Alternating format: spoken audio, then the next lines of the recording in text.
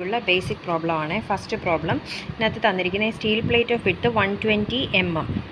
അപ്പോൾ വിഡ്ത്ത് എന്ന് പറയുമ്പോൾ എത്രയാണ്? ബി എത്രയാണ് തന്നിട്ടുണ്ട്? 120 mm. Thickness 20 mm. തിക്നെസ് എന്ന് പറയുമ്പോൾ ടി എത്രയാണ് തന്നിട്ടുണ്ട്? 20 mm. Is bend into a circular arc of radius 10 metre. അപ്പോൾ ഈ ഒരു സ്റ്റീൽ പ്ലേറ്റ് തന്നിട്ടുണ്ട്. ആ സ്റ്റീൽ പ്ലേറ്റ് വിഡ്ത്തും തിക്നെസ്സും തന്നിട്ടുണ്ട്. അതിനെ ബെൻഡ് ചെയ്തൊരു സർക്കുലാർ ആർക്കാക്കുന്നു. ആ സർക്കുലാർ ആർക്കിൻ്റെ റേഡിയസ് എത്രയാണെന്നാണ് പറഞ്ഞിരിക്കുന്നത്? 10 മീറ്റർ. മീറ്ററിനെ മില്ലിമീറ്റർ ആക്കാൻ 10 × 10⁻³ mm. അങ്ങനെയാണെങ്കിൽ determine the maximum stress induced. Sigma maximum stress എന്ന് പറയുമ്പോൾ എന്താ? Stress sigma. അപ്പോൾ സിഗ്മ മാക്സിമം കണ്ടുപിടിക്കണം. Maximum stress induced and bending moment. And എന്താ കണ്ടുപിടിക്കാൻ ചോദിച്ചിരിക്കുന്നത്? Sigma maximum. സിഗ്മ എന്ന് പറയുമ്പോൾ സ്ട്രെസ്സാണ്. സ്ട്രെസ് മാക്സിമം എത്രയാണ്? അതേ കൂട്ട് ബെൻഡിങ് മൊമെൻറ്റ് എത്രയാണെന്നാണ് ചോദിച്ചിരിക്കുന്നത്. Which will produce maximum stress. ഈ മാക്സിമം സ്ട്രെസ് പ്രൊഡ്യൂസ് ചെയ്യുന്ന ബെൻഡിങ് മൊമെൻറ്റ്. അപ്പം സിഗ്മ മാക്സിമവും maximum stress induced sigma maximum കണ്ടുപിടിക്കണം. അതുകൊണ്ട് bending moment which will produce maximum stress. ആ മാക്സിമം സ്ട്രെസ് ഉണ്ടാക്കുന്ന ബെൻഡിങ് മൊമെൻറ്റും എത്രയാണെന്നാണ് ചോദിച്ചിരിക്കുന്നത്? അതായത് യങ്സ് മോഡിൽ സിയുടെ വാല്യൂ തന്നിട്ടുണ്ട് 2 × 10⁵ Nm². അപ്പോൾ കണ്ടുപിടിക്കേണ്ടത് സിഗ്മ മാക്സിമം. കാരണം എന്താ? Maximum stress induced. അപ്പോൾ ചോദിച്ചിരിക്കുന്നത് മാക്സിമം സ്ട്രെസ് ഇൻഡ്യൂസ്ഡ്. അപ്പോൾ സ്ട്രെസ് എന്ന് പറഞ്ഞാൽ നമുക്കറിയാം, സ്ട്രെസ് എന്ന് പറഞ്ഞാൽ എന്താണ്? സിഗ്മ. അപ്പോൾ സിഗ്മ മാക്സിമം ആണ് കണ്ടുപിടിക്കാൻ ചോദിച്ചിരിക്കുന്നത്.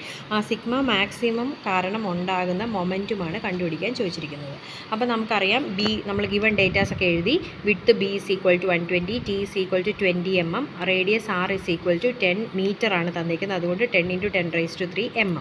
അപ്പോൾ നമുക്കറിയാവുന്ന ഇക്വേഷൻ എന്താണ്? ബെൻഡിങ് ഇക്വേഷൻ നമുക്കറിയാം. M/I = σ/y = E/r. വേറെ M എന്ന് പറഞ്ഞാൽ moment, I moment of inertia, sigma stress, Y എന്ന് പറഞ്ഞാൽ ന്യൂട്രൽ ആക്സിസ് മുതൽ എക്സ്ട്രീം ഫൈബർ വരെയുള്ള ഡിസ്റ്റൻസ് ആണ്. E എന്ന് പറഞ്ഞാൽ യങ്സ് മോഡുലസ്, R എന്ന് പറഞ്ഞാൽ റേഡിയസ്. അപ്പോൾ ഇതിനകത്ത് എന്തൊക്കെ തന്നിട്ടുണ്ട്? നമുക്ക് M കണ്ടുപിടിക്കണം. സിഗ്മ മാക്സിമവുമാണ് കണ്ടുപിടിക്കാൻ ചോദിച്ചിരിക്കുന്നത്. എമ്മും സിഗ്മ മാക്സിമവും കണ്ടുപിടിക്കണം. അപ്പോൾ എന്ത് ചെയ്യാം? ഇതിൻ്റെ ഡിനോമിനേറ്റർ I വേണം, Y വേണം. പിന്നെ ഈ ഒരു ടേമും കൂടെ കണ്ടുപിടിച്ചാൽ ഇതും ഇക്വേറ്റ് ചെയ്ത് ഈ ക്രോസ് മൾട്ടിപ്ലൈ ചെയ്ത് സിഗ്മ മാക്സിമം കണ്ടുപിടിക്കാം. അതുകൊണ്ട് E/R കിട്ടിക്കഴിഞ്ഞാൽ M/Iയും E/R കൂടെ ഇക്വേറ്റ് ചെയ്തിട്ട് I ക്രോസ് മൾട്ടിപ്ലൈ ചെയ്ത് M കണ്ടുപിടിക്കാൻ പറ്റും. അപ്പോൾ ഇത് രണ്ടും അൺനോൺ ആണ്. അതുകൊണ്ട് നമുക്ക് E/R കണ്ടുപിടിക്കണം. വേറെ E എന്ന് പറയുന്നത് എന്താണ്? ക്വസ്റ്റൻ അത് തന്നിട്ടുണ്ട് 2 × 10⁵ ആൻഡ് റേഡിയസ് R എന്ന് പറയുന്നത് എത്രയും തന്നിട്ടുണ്ട്? 10 × 10⁻³ അപ്പോൾ നമുക്ക് E/R ചെയ്യാൻ പറ്റും. ഇനി നെക്സ്റ്റ് എന്താണ്? M/I ആണ്. I വേണം. വാട്ട് ഇസ് I എന്ന് പറഞ്ഞാൽ മൊമെൻറ്റ് ഓഫ് ഇനേർഷ്യ. എങ്ങനെയാണ് കണ്ടുപിടിക്കുന്നത്? നമ്മളോട് പറഞ്ഞിരിക്കുന്നത് എ പ്ലേറ്റ് ആണ് തന്നിരിക്കുന്നത് അല്ലേ? അപ്പോൾ ഇതുപോലത്തെ ഒരു പ്ലേറ്റ് ആണ് തന്നിരിക്കുന്നത്. ഇതിൻ്റെ വിഡ്ത്തും തിക്നെസ്സും എല്ലാം നമുക്ക് തന്നിട്ടുമുണ്ട്. അപ്പം ഇതെന്താണ് ഷേപ്പ്? റെക്റ്റാങ്കുലർ ഷേപ്പാണ്.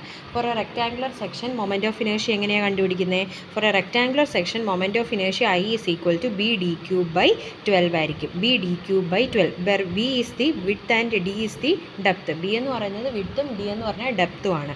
ഡെപ്ത് എന്താണ് ആക്ച്വലി? ഇതാണ് ഡെപ്ത്. ഇത് തന്നെയാണ് എന്ത്? തിക്നെസ് എന്ന് പറയുന്നത്. ഡെപ്ത് തന്നെയാണ് എന്ത്? തിക്നെസ് എന്ന് പറയുന്നത് ഡെപ്ത് തന്നെയാണ്. സോ നമുക്ക് ബിയും ഡിയും, ബി എന്ന് പറഞ്ഞാൽ വിഡ്ത്ത് 120, ഡി എന്ന് പറഞ്ഞാൽ ഡെപ്ത് തിക്നെസ് ആണ്. അതായത് ഈ പ്ലേറ്റിൻ്റെ ഡെപ്ത് എത്രയുണ്ട് എന്ന് പറഞ്ഞാൽ തിക്നെസ് തന്നെയാണ്. ടിയുടെ വാല്യൂ 20 ആണ്. സബ്സ്റ്റിറ്റ്യൂട്ട് ചെയ്യുമ്പോൾ നമുക്ക് ഐയുടെ വാല്യൂ എത്ര കിട്ടും? 8 × 10⁻⁴ mm⁴ എന്ന് കിട്ടും.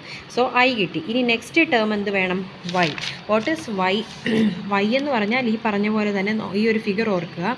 ക്രോസ് സെക്ഷൻ എടുത്താൽ ഇതാണ് ന്യൂട്രൽ ആക്സിസ് എങ്കിൽ ന്യൂട്രൽ ആക്സിസ് മുതൽ എക്സ്ട്രീം ഫൈബർ വരെയുള്ള ഡിസ്റ്റൻസിനെയാണ് നമ്മൾ Y എന്ന് പറയുന്നത്. ഇതാണ് Y. അപ്പോൾ നമുക്ക് ഈ ഒരു ക്രോസ് സെക്ഷൻ എടുത്താൽ ഇതിൻ്റെ വിഡ്ത്ത് നമുക്ക് തന്നിട്ടുണ്ട്. എത്രയാണ്? വിഡ്ത്ത് 120യും ഡെപ്ത് എത്രയാണ് തന്നിട്ടുണ്ട്? 20 mm ആണ് ഡെപ്ത് അല്ലെങ്കിൽ തിക്നെസ് എന്ന് നമുക്ക് ഓൾറെഡി ക്വസ്റ്റ്യനകത്ത് തന്നിട്ടുണ്ട്. സോ Y എന്ന് പറഞ്ഞാൽ റെക്റ്റാങ്കുലർ സെക്ഷൻ എപ്പോഴും എന്തായിരിക്കും?